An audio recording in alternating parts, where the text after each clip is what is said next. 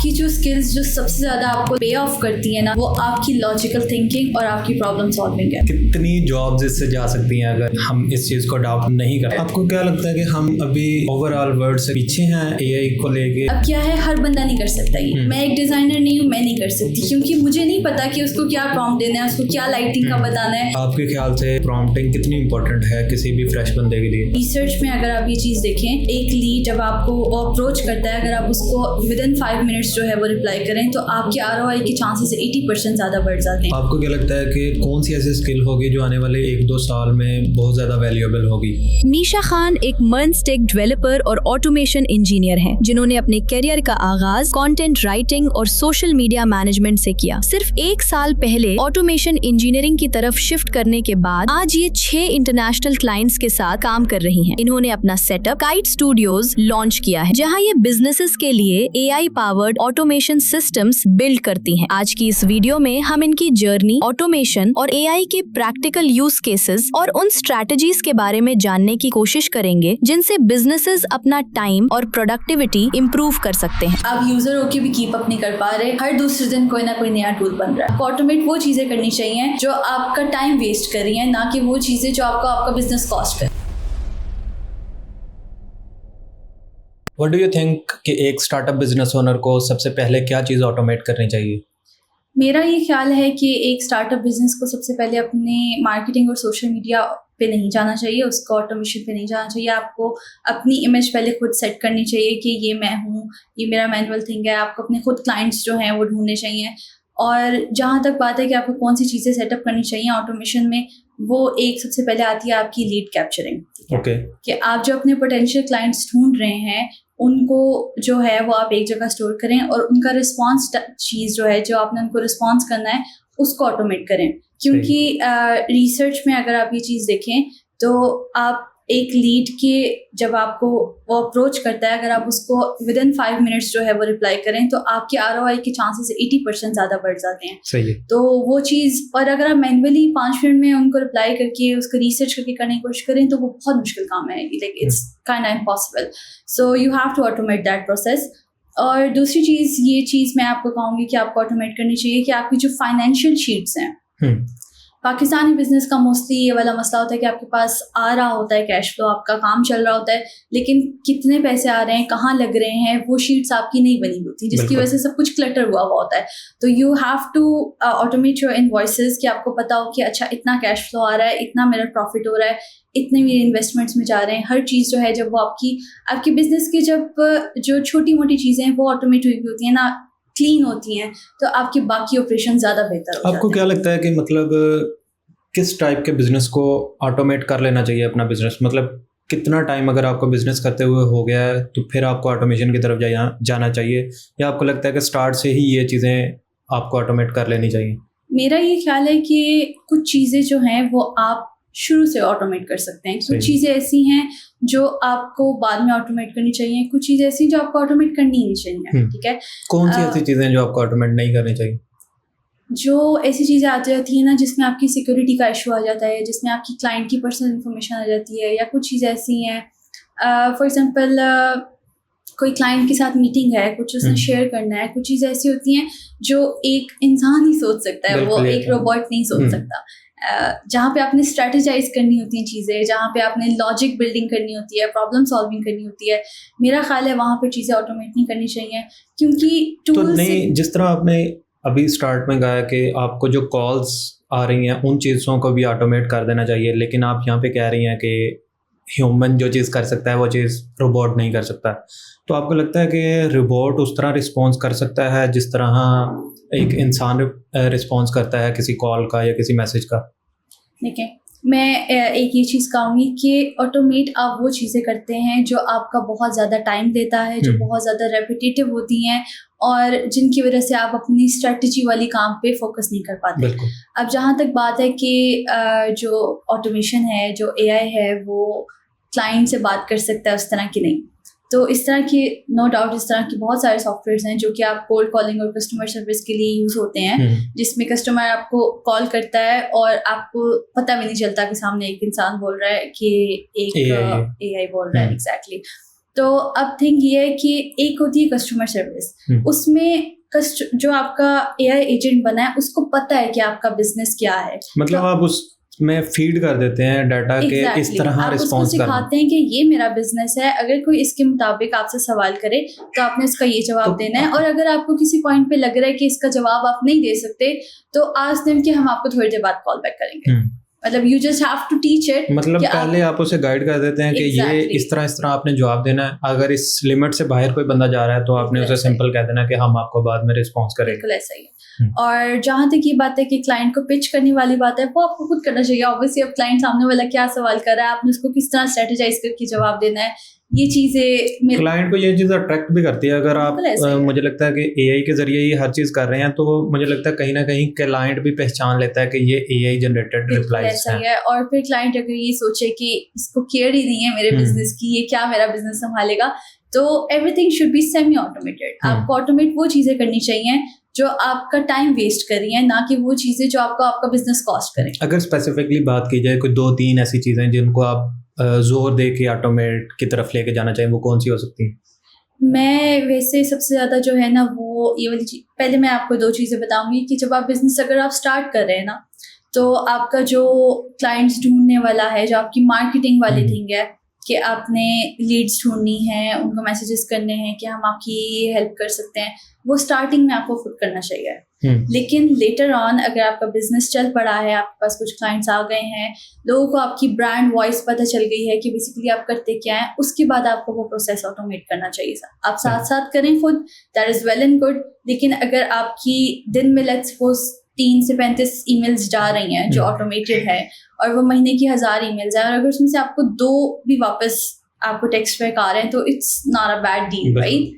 वो चीज़ एक बैक ये कितना टाइम आसान कर देती है। अगर किसी कंपनी का छोटा स्टार्टअप या समझ लें छोटा स्टार्टअप है तो उनका कितना टाइम सेव हो सकता है अगर वो सिर्फ इस चीज़ को ही ऑटोमेट कर दें? तो मेरा ख्याल है कि अब आपको देखें कि आप लेट्स सपोज एक क्लाइंट का आप लैंडिंग ढूंढ रहे हैं, ठीक है, आप उसकी चीज़ें, आप उसकी रिसर्च कर रहे हैं, वो क्या काम करता है, उसको उसकी पोस्ट देख रहे हैं कि कहाँ पे आपको लगता है कि आपकी हेल्प जा सकती है, कहाँ पे आप उसकी मदद कर सकते हैं। आप एक प्रोफाइल में अगर आप करने की कोशिश करें तो आपको अराउंड 15 to 20 मिनट्स आराम से लगते हैं, ठीक है। अब अगर आप 10 प्रोफाइल भी कर रहे हैं तो आपको घंटे 2-3 तो आपके कहीं नहीं गए ना। तो अब ये चीज़, अब आपकी जो एआई ऑटोमेशन है, यही वाली लीड कैप्चरिंग वाली, लेट्स सपोज वो आपका ये काम 2 मिनट में करके दे रही है, और वो लाइक 20-30 लोगों का एक साथ कर रही है, ठीक है। कितनी जॉब्स इससे जा सकती हैं अगर हम इस चीज़ को अडॉप्ट नहीं करते? मतलब जो बंदा इस फील्ड में है और वो अपने आप को अपग्रेड नहीं कर रहा, तो आपको लगता है कि उसकी जॉब खतरे में? मेरा ये ख्याल है कि ये एक मिसकंसेप्शन है कि एआई और ऑटोमेशन की वजह से आपकी जॉब्स चली जाती हैं। इट्स जस्ट दैट कि आपको एक जगह स्टक नहीं रहना चाहिए, आपके अंदर लर्निंग का कर्व होना चाहिए, ठीक है।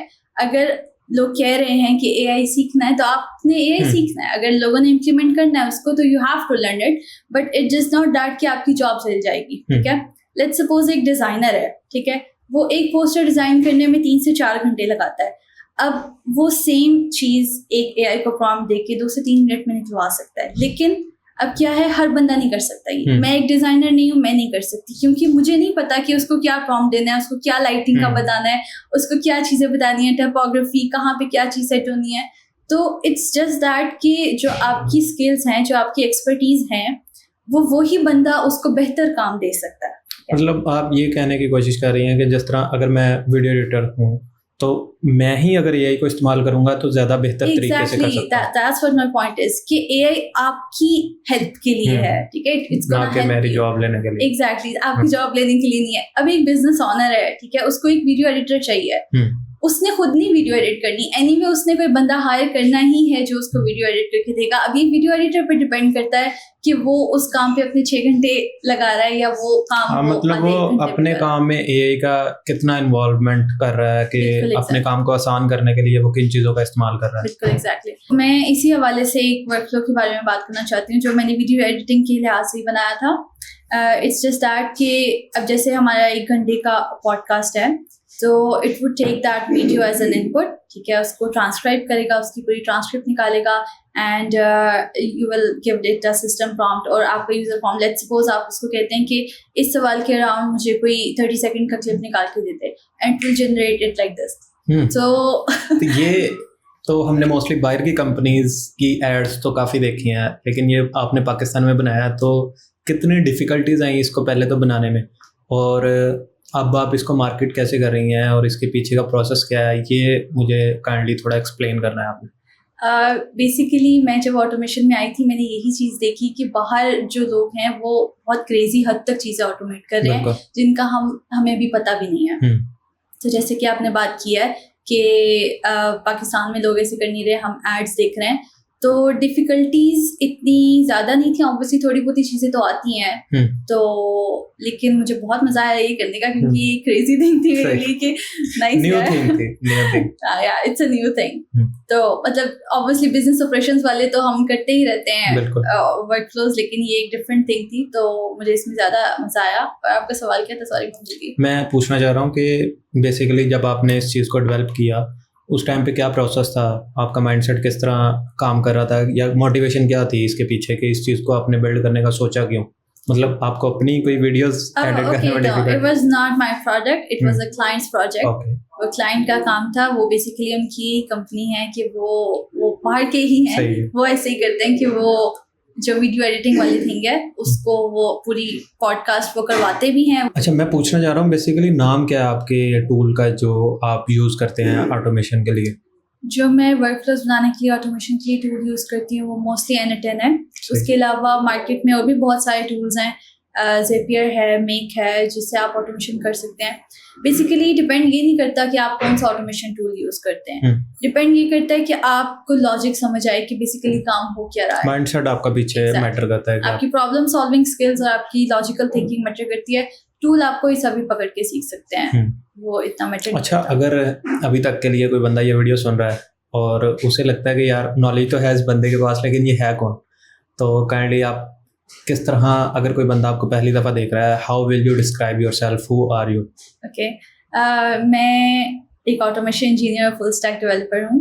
मैं बेसिकली आपके बिजनेस में जो रेपिटेटिव काम होते हैं, जो आपका बहुत ज़्यादा घंटे ज़ाया करते हैं, मैं उनको ऑटोमेट करती हूँ आपके लिए। मैंने रिसेंटली अपनी कंपनी स्टार्ट की है, काइट स्टूडियोज़, और या दैट्स माय इंट्रोडक्शन। इंटरेस्टिंग। तो आपकी जो कंपनी है वो बेसिकली किस तरह की सर्विसेज प्रोवाइड करती है? काइट स्टूडियोज़ जो है वो बेसिकली आपको ऑटोमेशन सर्विसेज और फुल स्टैक सर्विसेज प्रोवाइड करता है। मैं कोशिश ये करती हूँ कि मैं लोगों को एक फ्री ऑडिट दूँ, पहले उनका बिजनेस देखूँ कि उनका बिजनेस क्या है, उनको किस चीज़ में इशू आ रहा है, और फिर मैं उनको सजेस्ट करूँ कि ये चीज़ें आप ऑटोमेट कर सकते हैं। तो इधर वो कॉल के बाद मुझसे ही ऑटोमेट करवा लें, या फिर वो खुद देखें कि इधर what I said is actually usable for them or not। और उसके अलावा मैं फुल स्टैक वाली सर्विसेज भी देती हूँ कि अगर किसी ने कोई कस्टम टूल बनवाना है जिसके अंदर ऑटोमेशन इंटीग्रेट हो, या सिर्फ वो टूल हो, वेबसाइट टूल हो, एप्लीकेशन टूल हो, एनीथिंग, तो वो सारी सर्विसेज भी मैं प्रोवाइड करती हूँ। तो आपको क्या लगता है कि क्लाइंट का माइंडसेट किस तरह वर्क करता है अगर आप उसको अपना ये आइडिया पिच करती हैं? जिस तरह अभी आपने बताया कि आप पॉडकास्टिंग के क्लिप्स, आप 1 घंटे की 2 घंटे की पॉडकास्ट है उसके clip with in minutes generate कर सकते हैं, तो आपको क्या लगता है कि पाकिस्तान में लोग इन चीज़ों पे इन्वेस्ट कर रहे हैं? मेरा ये ख्याल है कि अगर एक बिजनेस ऑनर है ना, तो उसके लिए सबसे ज़्यादा जो कीमती चीज़ होती है ना, वो टाइम फ्रेम होता है। ठीक है, जिस चीज़ में अगर आपके 3 या 4 घंटे ज़ाया हो रहे हैं ना, तो अगर आपका माइंडसेट है ना कि नहीं मैंने ग्रो करना है, तो आपकी हर मुमकिन कोशिश होगी कि आप उस काम पे 3 से 4 घंटे ज़ाया ना करें।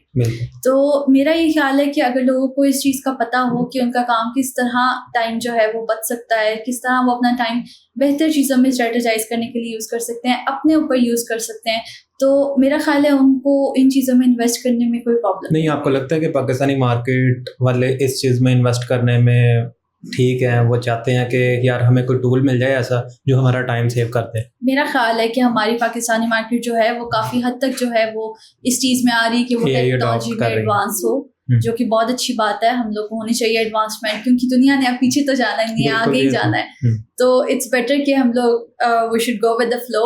और आपको क्या लगता है कि हम अभी ओवरऑल वर्ल्ड से पीछे हैं एआई को लेके, या हम लोग compete कर रहे हैं, किसी लाइन में आते हैं? मेरा ख्याल है हम लोग काफ़ी हद तक जो है वो आ रहे हैं कंपटीशन में हैं हम भी Exactly. गए। क्योंकि I started last year from upward और मैंने 1 साल के अंदर मैंने 4 मेरे कंप्लीटेड जॉब्स हैं, 6 मेरी ऑनगोइंग जॉब्स हैं, तो that was a very good platform. लेकिन मैं बताना ये चाह रही हूँ कि मैंने अपवर्क पे ये चीज़ देखी कि वहाँ पे काफ़ी ज़्यादा पाकिस्तानी फ्रीलांसर्स हैं जो कि ये वाली सर्विसेज प्रोवाइड कर रहे हैं, तो इसका मतलब है कि लोगों को पता है कि अच्छा ठीक है कि ये हमें एआई वर्ल्ड की तरफ जाना है। एग्जैक्टली। अच्छा, अब यहाँ पे अगर बात की जाए, is coding is enough in 2026 कि अगर कोई बंदा स्टार्ट कर रहा है तो उसे कोडिंग सिर्फ सीखनी चाहिए, या उसे अब अपना वर्क फ्लोज और बाकी चीज़ें सारे मामलाते यही के साथ लेके चलने चाहिए? अच्छा, जो फ्रेशर्स हैं उनको मैं ये चीज़ बोलूँगी कि अगर आपको C++ पढ़ाई जा रही है तो आप ऐसे ना सोचें कि ये मैं क्यों पढ़ रहा हूँ जब AI है, क्योंकि मोस्ट ऑफ द टाइम ऐसा होता है कि AI को एक छोटी सी चीज़ समझ नहीं आ रही होती। लेट्स सपोज आप उसको कहें कि इस फाइल में मुझे एरर ढूंढ के दे दो, इसमें एरर आ जा रहा है, तो इट वुड से कि हाँ ठीक है मैंने एरर ढूंढ लिया, and you would just check कि दोबारा वही error, and you would not know. अब अगर आपको कोडिंग नहीं आती और आपको नहीं पता कि सामने क्या लिखा हुआ है, तो you can not possibly check the error by yourself. Most of the time ऐसे होता है कि आपको डीबग खुद करना पड़ता है कि अच्छा यार ये वाली लाइन में गलत है, इसको ठीक कर दो। लाइक आपको उसको स्पेसिफिकली एक चीज़ बतानी पड़ती है कि यहाँ पर जाके ये गलती है, इसको ठीक कर दो। तो अगर जैसे कि मैंने आपको वो डिज़ाइनिंग वाली बात बताई कि अगर आपको खुद नहीं पता ना कि वो स्किल क्या है, तो आपकी चीज़ें थोड़ी सी मुश्किल हो जाती हैं। मतलब आपको आपके बेसिक्स क्लियर होने चाहिए, Exactly. फिर ही आप एआई को भी बिल्कुल अच्छी ऐसा तरह ही। से यूज़ कर सकते हैं। अगर आपकी बेसिक्स क्लियर हैं, आपको खुद स्किल पता है, तो आपके लिए समझाना बहुत आसान हो जाता है, आपके लिए प्रॉम्प्टिंग बहुत ईजी हो जाती है। अब जिस तरह आपने बात की प्रॉम्प्टिंग की, तो आपको क्या लगता है कि आजकल के वर्ल्ड में हर बंदे को प्रॉम्प्टिंग सीखनी चाहिए? क्योंकि मोस्टली जिस तरह आपने बात की, आप डिज़ाइनर तो नहीं है, लेकिन अगर आपको प्रॉम्प्ट देनी अच्छे से आती है तो आप एक अच्छा डिज़ाइन बना सकती हैं। बिल्कुल ऐसा ही है। तो आपके ख्याल से प्रॉम्प्टिंग कितनी इंपॉर्टेंट है किसी भी फ्रेश बंदे के लिए? देखिए, स्किल्स तो जितनी सीखी जाए उतनी कम है, ठीक है। प्रॉम्प्टिंग मेरा ख्याल है सबको आनी चाहिए। AI का दौर है, हम मैसेजेस तक AI से लिखवा रहे होते हैं, ठीक है। इसमें कोई ढकी छुपी बात नहीं है। मतलब आई यूज्ड टू थिंक सारे कि हम emails क्या और सारे messages, एग्जैक्टली, बिल्कुल। मतलब वही थिंक कि हम AI से पहले क्या करते थे, हम कैसे मैसेज लिख और लेते अगर थे। अच्छा, आपको क्या लगता है कि अगर अब AI एकदम बंद हो जाए तो किस तरह लोगों का गुजारा होगा? पता नहीं, मुझे अपना भी नहीं पता मेरा गुजारा कैसे होगा ऑनेस्टली। सही है। क्योंकि ऑब्वियसली जब आप एक चीज आपकी हेल्प हो रही है इतनी ज्यादा, एकदम से वो हेल्प मोस्टली लोग डिपेंडेंट भी हो गए हैं ना AI पे, अगर देखा जाए तो। लेकिन मैं वही चीज़ है कि अगर आपको स्किल आती है ना, ठीक है, आपको पता है कि बेसिक चीज़ें कैसे होती हैं, तो इस वक्त अगर एकदम से AI खत्म भी हो जाएगा ना, तो एटलीस्ट आपके पास वो जो बेसिक आपका कोर है वो आपके पास है, आप अभी भी अपनी उस चीज़ में दोबारा वापस जा सकते हैं। आपकी लिटरली डिमांड ज़्यादा हो जाएगी, ठीक है। सो दैट्स द थिंग कि आपको अपनी बेसिक चीज़ें जो आपको सीखने वाली स्किल्स हैं वो आपको नहीं छोड़नी चाहिए जस्ट बिकॉज के AI एग्जिस्ट करता है या आप चीज़ें ऑटोमेट हो रही हैं। अच्छा मिस, आपको क्या लगता है कि जिस तरह AI टूल्स काफ़ी एक्सपेंसिव भी हैं, और हमने ये भी सुना है कि AI की वजह से काफ़ी लोगों की जॉब्स भी जा रही हैं, तो आपको लगता है कि जितना एक्सपेंसिव टूल हम AI का बाय कर रहे हैं उससे बेहतर हम स्किल्ड वर्कर हायर कर लें, वो ज़्यादा बेहतर है या AI टूल ज़्यादा बेहतर है? थोड़ा ऐसा कंट्रोवर्शियल टॉपिक है, लेकिन मेरा ये ख्याल है कि आपको लोग तो एनीवे हायर करने ही होते हैं, ठीक है। ऐसा नहीं है कि आप अपनी बिल्कुल ही टीम ख़त्म कर दें। तो मैं ये कहना चाहूँगी इस बात पे कि आपको ये देखना पड़ेगा कि आपका टाइम किस चीज़ से बच रहा है और आपकी स्ट्रैटेजिकल थिंकिंग कहाँ पे है। जहाँ पे आपको लॉजिकल थिंकिंग और प्रॉब्लम सॉल्विंग की ज़रूरत हो कि नहीं यार ये काम में इनपुट ज़रूरी है, ह्यूमन इनपुट ज़रूरी है, उस काम के लिए आप लोगों को हायर करें। जो चीज़ें आपको लगता है कि एक बंदा जो है उस पर 8-9 घंटे लगा रहा है, जो कि वो आपको AI पे अगर आप $20 $30 दे रहे हैं और वो आपका मिनटों में हो रहा है, तो I think you should go towards the AI agent in that. तो it just have how you strategize it, कहाँ पे आपने एम्प्लॉयज हायर करना है, कहाँ पे आपने जो है वो टूल्स खरीदने हैं। आपको क्या लगता है कि कितना वर्क फ्लो चेंज हो गया है AI के इंटीग्रेट होने से लोगों के साथ? मतलब अगर आपके पास एक अच्छा रिसोर्स है वो और आपके पास अच्छे AI टूल्स हैं, तो कितना कंपनी ग्रो कर सकती है? मेरा ख्याल है इस चीज़ से कंपनी बहुत ग्रो करेगी, ठीक है। आपके जो रिसोर्सेज हैं, जो आपके एम्प्लॉयज़ हैं, ठीक है, उनको आप ये चीज़ बोलें कि जो हम टूल्स वो कर रहे हैं उनको आप सीखें। आपके पास स्किल डेवलप होनी चाहिए इस चीज़ की कि आप खुद भी काम कर सकें, आपको एआई को भी समझाना आता हो। तो मेरा ख्याल है कि आपको ग्रो करने से कोई नहीं रोक सकता, लिटरली। सही। अच्छा, हम अगर उस टूल की बात करें जो आपने पॉडकास्ट से रिलेटेड बनाया है जी, उसको काइंडली मुझे आप थोड़ा ब्रेक डाउन करें कि क्या प्रोसेस था आपका, किस तरह सोचा आपने, वो क्या पूरा एक मुझे स्ट्रक्चर बताएं कि ठीक है। वो किस तरह आपने बनाया। तो बेसिकली क्लाइंट मेरे पास आया, उसने मुझे बताया कि मैं इवेंट्स करवाता हूँ, ठीक है, मैं पॉडकास्ट करवाता हूँ, मैं लोगों के इंटरव्यूज़ लेता हूँ जाके, लेकिन मेरे पास बहुत लेंथी वीडियोस होती हैं। आई वांट कि मैं इसके छोटे छोटे क्लिप्स बनवा सकूँ जो कि मैं डायरेक्ट क्लाइंट को भी भेज सकूँ कि ये अभी आपका पॉडकास्ट हुआ है, मैं अभी इसकी आपको हाईलाइट भेज देता हूँ। तो वो उसने बताया कि उसके पास लाइक एक पूरी वीडियो होगी, पूरा चंक होगा, और he wants to have an AI agent जो कि जिसको आप प्रॉम्प्ट दें कि मुझे इस लिहाज से जो है वो वीडियोस के क्लिप्स चाहिए, हाइलाइट्स चाहिए, वो उसको जनरेट हम उसे किस तरह गाइड कर सकते हैं? बेसिकली हम उसे कैसे बताएंगे कि मुझे इस तरह के स्पेसिफिक टॉपिक इसमें से चाहिए? अब बेसिकली जो मैंने वर्क फ्लो बनाया उसमें हुआ क्या है कि उसके पास पूरी वीडियो जाएगी, ठीक है, उसके पास उसकी पूरी ट्रांसक्रिप्ट जाएगी, बीच में आपके पास एक एआई एजेंट लगा हुआ होगा जिसको एक सिस्टम प्रॉम्प्ट दिया हुआ होगा कि आप वीडियो एडिटर हैं, ठीक है। जो भी यूजर आपको प्रॉम्प्ट देगा, यूजर आपको कहेगा कि मुझे 1 मिनट की वीडियो चाहिए जिसमें क्लाइमेट के बारे में लेट्स सपोज बात हो रही हो और मुझे उसकी 2 क्लिप्स चाहिए, ठीक है। तो आप वीडियो एडिटर हो, आपने देखना है कि उस पूरी ट्रांसक्रिप्ट में से पढ़ के बेस्ट क्लाइमेट के कौन से टॉपिक्स हैं, ठीक है, उनको आपने रेटिंग देनी है आउट ऑफ 10 जो भी आपने रेटिंग करनी है, और उन रेटिंग के लिहाज से आपने 2 मिनट की दो क्लिप निकालने हैं 1-1 मिनट के, और जहाँ पे क्लाइमेट की बात हो रही हो और वो आपने क्लाइंट को दे देना है। That's it. नहीं तो ये प्रॉपर एडिट करेगा या सिर्फ आपको स्पेसिफिक पार्ट निकाल के दे देगा उसमें से? इट डिपेंड्स कि आपको किस हद तक वीडियो एडिटिंग चाहिए। अभी वाला जो मैं ये बात कर रही हूँ इसमें मोस्टली बहुत ज़्यादा एडिटिंग नहीं थी, इसमें सिर्फ प्रॉपर जो ट्रांसक्रिप्ट का क्लिप है वो उसको चाहिए था। इससे वीडियो एडिटर्स भी इफेक्ट होंगे आगे जाके, क्योंकि जिस तरह अभी के लिए अगर यही चीज़ किसी ह्यूमन ने करनी हो तो it will take massive time, because आपके पास अगर 2 घंटे की वीडियो है, आप उसको सुन रहे हैं, आप उसको रिकॉग्नाइज कर रहे हैं कि कौन सा पार्ट यार मुझे लेना चाहिए, कौन सा नहीं, तो इससे आपको लगता है कि आगे वीडियो एडिटर भी इफेक्ट होंगे ज़्यादा? मुझे ये चीज़ है कि जहाँ तक अगर आप इफेक्ट वाली ये चीज़ कह रहे हैं कि उनकी जॉब वाली थिंकिंग का मसला होगा, तो मेरा नहीं ख्याल, क्योंकि ऑनेस्टली जो बिजनेस ऑनर होता है ना उसने अपना बिजनेस ग्रो ही करना है। अगर वो हर चीज़ खुद करने बैठा ना तो आपका बिजनेस कभी ग्रो नहीं कर सकता। तो एनीवे वीडियो एडिटर तो उसको चाहिए होगा ना अपनी चीज़ों के लिए, तो वीडियो एडिटर को चाहिए कि वो ठीक है, आपका टच होना ज़रूरी है, ह्यूमन टच, एक वीडियो एडिटर का टच कि नहीं यार ये चीज़ यहाँ पे ज़्यादा अच्छी लग रही है, वो बेहतर होता है। लेकिन उसके साथ साथ उसको ये वाले टूल्स यूज़ करने आने चाहिए। इससे लेट्स सपोज मैं आपकी एग्जांपल दूँ, क्या बेहतर होगा कि अगर ये सेम वर्क फ्लो की हम बात करें, आप उसमें से क्लिप्स निकालेंगे, ठीक है, उसके बाद आप उसको अपनी मर्जी से अपना टच दे के जोड़ सकते हैं, कर सकते हैं, आप अपनी मर्जी से एडिट कर सकते हैं उसे। तो जो आपके लेट्स सपोज 3-4 घंटों का काम है वो आपका आधे घंटे पे शिफ्ट हो जाएगा। काम आपका है, काम आपका खत्म नहीं हो रहा।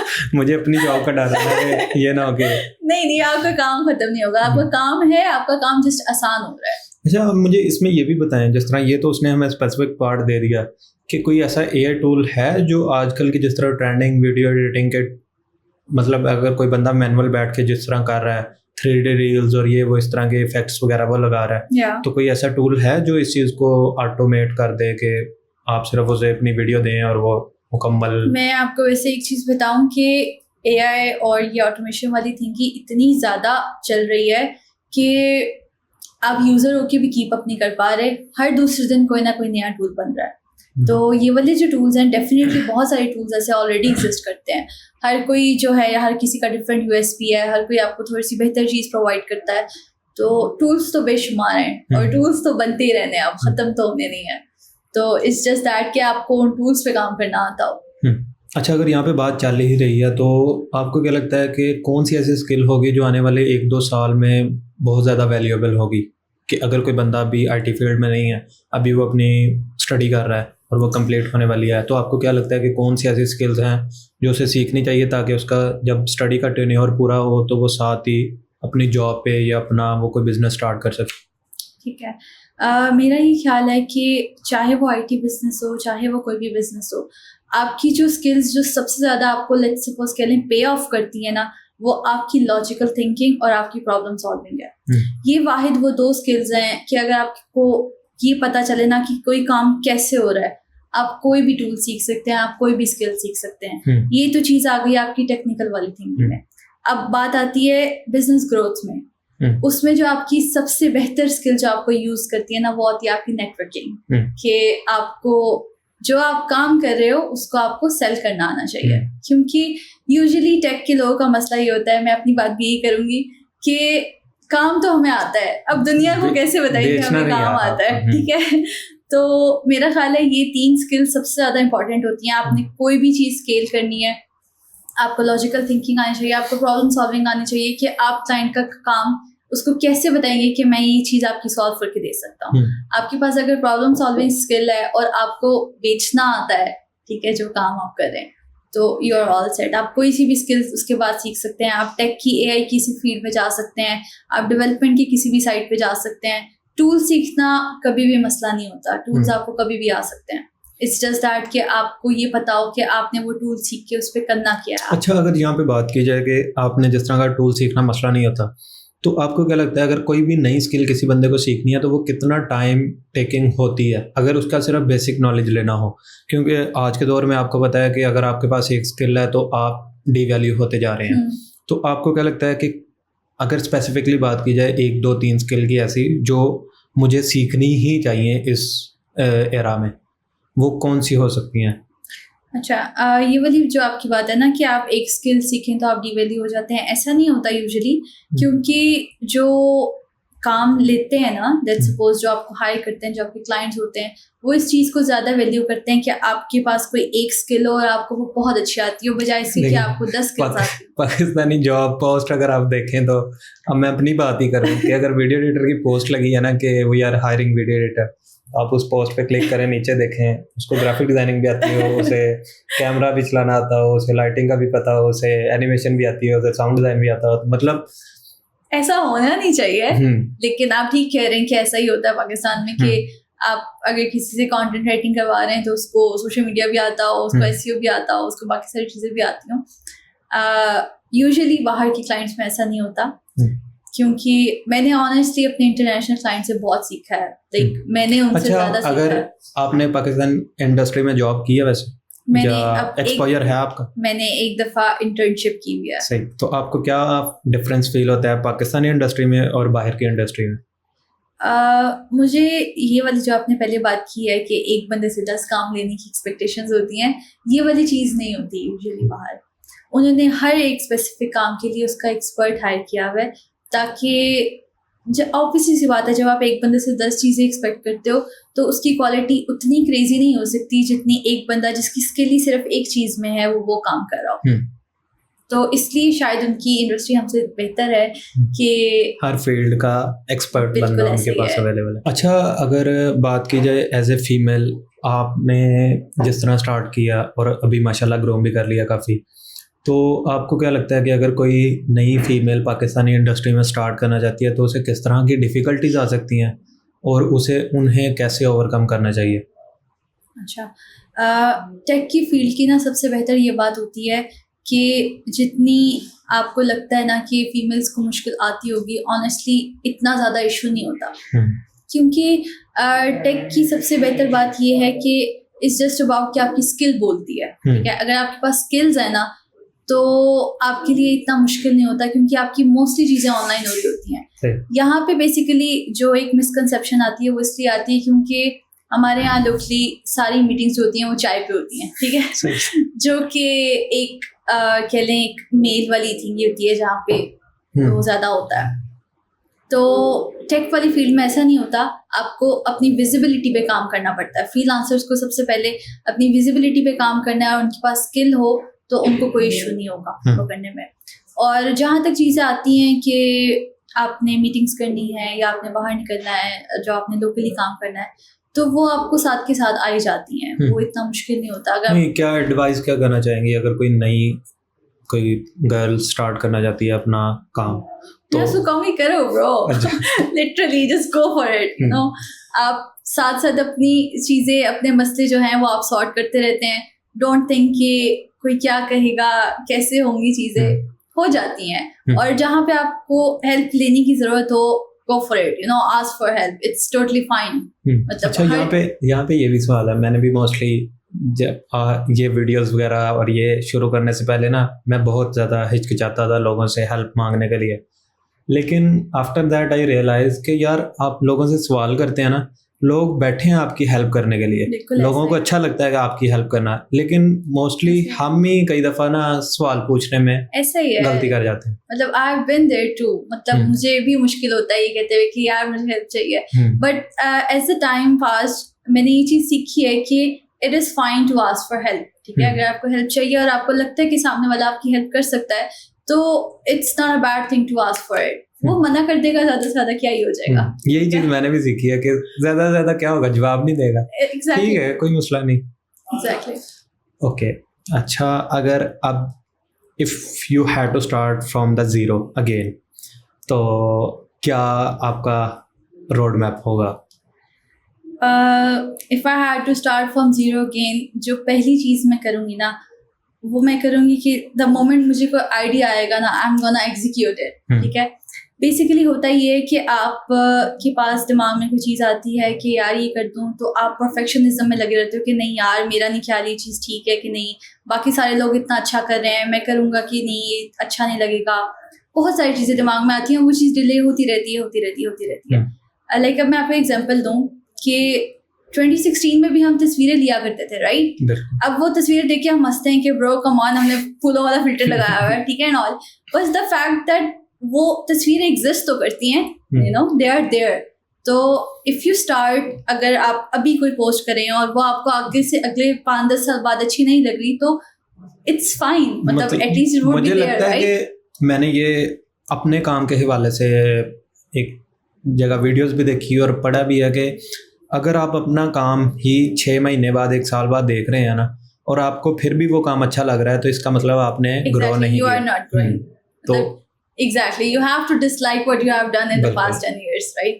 तो यही वाली चीज़ है। और एक चीज़ जो मैं सबसे पहले फोकस करूँगी if I start from zero, कि मैं अपनी मार्केटिंग स्किल्स और अपनी सेलिंग स्किल्स पे काम करूँगी, क्योंकि टेक वाली चीज़ें या जो टूल्स वाली स्किल्स होती हैं वो आपको आ ही जाती हैं। ठीक है, एक मैं कहना चाहूँगी कि जो CS का बंदा होता है, उसका कंफर्ट जोन होता है कि वो कंप्यूटर के आगे बैठा हुआ कोडिंग कर रहा है, ठीक है, लेकिन बेसिकली थिंग यही होती है कि आपने अपने कंफर्ट जोन से बाहर निकलना है। जब आप अपने कंफर्ट जोन से बाहर निकलते हैं, आप लोगों से मिलते हैं, उनसे बात करते हैं, उनको बताते हैं कि मैं ये काम आपकी ऐसे हेल्प कर सकता हूँ, that's where your business grows.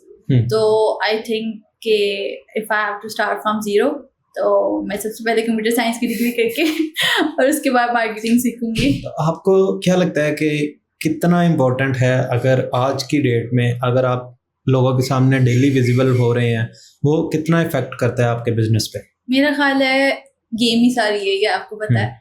If you are seen, तो फिर ही लोगों को पता चलेगा कि ठीक है आप काम कर सकते हैं, क्योंकि इस वक्त दुनिया में लोग भरे पड़े हैं जो काम कर रहे हैं, ठीक है, लेकिन काम मिल उन्हीं को रहा है जो नजर आ रहे हैं। क्योंकि ऑब्वियसली सी बात है कि अगर मैं भी अपने आप को क्लाइंट की जगह रख के देखूँ और मैंने किसी से काम करवाना हो, तो मुझे जब तक नज़र नहीं आएगा कि उसकी लिंक्डइन प्रोफाइल है, उसकी अपना प्रोफाइल है, उसने काम किया हुआ है, उसके पास टेस्टिमोनियल्स हैं, वो हर वक्त जो है वो एक्टिव रहता है, सोशल प्रेजेंस उसकी, तो मैं भी उसी को प्रेफर करूँगी। मैं अगर अपने पॉइंट ऑफ व्यू से देखूँ और एक बंदा जो मुझे पता ही नहीं है कि वो एग्जिस्ट करता है, मैं उसको कैसे काम दूंगी? ठीक है, तो डेफिनेटली कि मेरा ख्याल है ये चीज़ बहुत मैटर करती है कि आप अपनी लिंक्डइन प्रोफाइल, अपनी जो आपकी पब्लिक प्रोफाइल्स हैं, आपका पोर्टफोलियो वेबसाइट्स हैं, आपकी अपवर्क है, आप इन चीज़ों पे काम करें, इनको स्ट्रॉन्ग करें। कोई मसला नहीं होता सामने आने में। अपने it's not cringe to tell कि मैंने ये किया है, ठीक है, आपको फील होता है कि यार मैं अपनी तारीफें खुद कर रहा हूँ, but it's okay, that's how you do it. ठीक है, आपको बताना है लोगों को कि भाई मैंने ये वर्कफ्लो बनाया है। बेसिकली आप अगर अपना काम प्रेजेंट कर रहे हैं, जिस तरह मैं वीडियो एडिटर हूँ, मैं अगर अपनी डेली की पोस्टिंग कर रहा हूँ, तो जाहिर बात है कि कोई क्लाइंट अगर देखता है, इंटरेस्ट लेता है, तो वो मुझे रीच कर सकता है। अगर मेरी सोशल प्रेजेंस ही नहीं है, तो वो किस तरह मुझे पहचानेगा कैसे? उसको क्रेडिबिलिटी बेसिकली सबसे ज़्यादा इम्पोर्टेंट होती है। आपकी सोशल प्रेजेंस जो है, आपकी पब्लिक प्रेजेंस सबसे ज़्यादा आपकी क्रेडिबिलिटी ही बताती है कि अच्छा यार ये इंसान एग्जिस्ट करता है और ये काम करता है। तो that's why it's the most important thing. So well, thank you miss for coming on this podcast. लेकिन last पे what was the best piece of advice do you have ever get? Well, the best piece I would say कि मुझे लोगों ने ये कहा है कि do not wait for the right time. No, there's no such thing as the right time. आपको जहाँ पे लग रहा है आपको स्टार्ट करना है, आपने पोस्टिंग करनी है, आपने वीडियोस बनानी है, आपने कोई नई स्किल शुरू करनी है, आपने कुछ नया सीखना है, just do it. Don't wait for the right time. कोई right time नहीं होता. जिस मोमेंट पे आप स्टार्ट करते हो उस मोमेंट से आपका वो टाइम शुरू हो जाता है.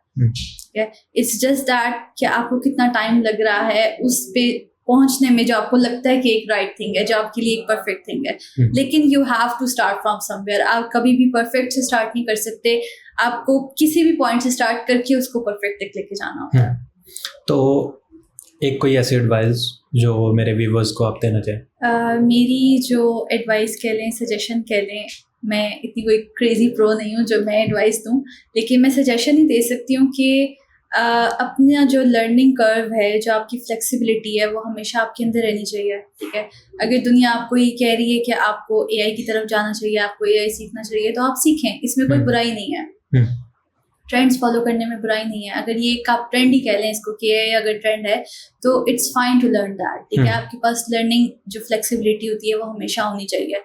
और दूसरी चीज़ जो मैं आपकी फीमेल ऑडियंस को ये कहूँगी कि if you want to do something just do it. You know, don't be dependable. जब तक आप डिपेंडेबल रहते हैं तब तक आपके लिए आपके जो डिसीजंस होते हैं वो कोई और लेता रहता है. ठीक है, तो अगर आप कुछ करना चाहते हैं, कोई बिजनेस करना चाहती हैं, anything, just do it. You know, you don't have to be dependable. And if you want to ask something, go ask ChatGPT. Literally, मैं दिन की एक छोटी सी चीज़ होगी कि मैं उससे पूछ रही होंगी कि इसका क्या मतलब है, मैं इसके साथ कैसे करूँ. तो it is fine for help to ask help. Either it is from AI or from people. But if you want to do something, just do it.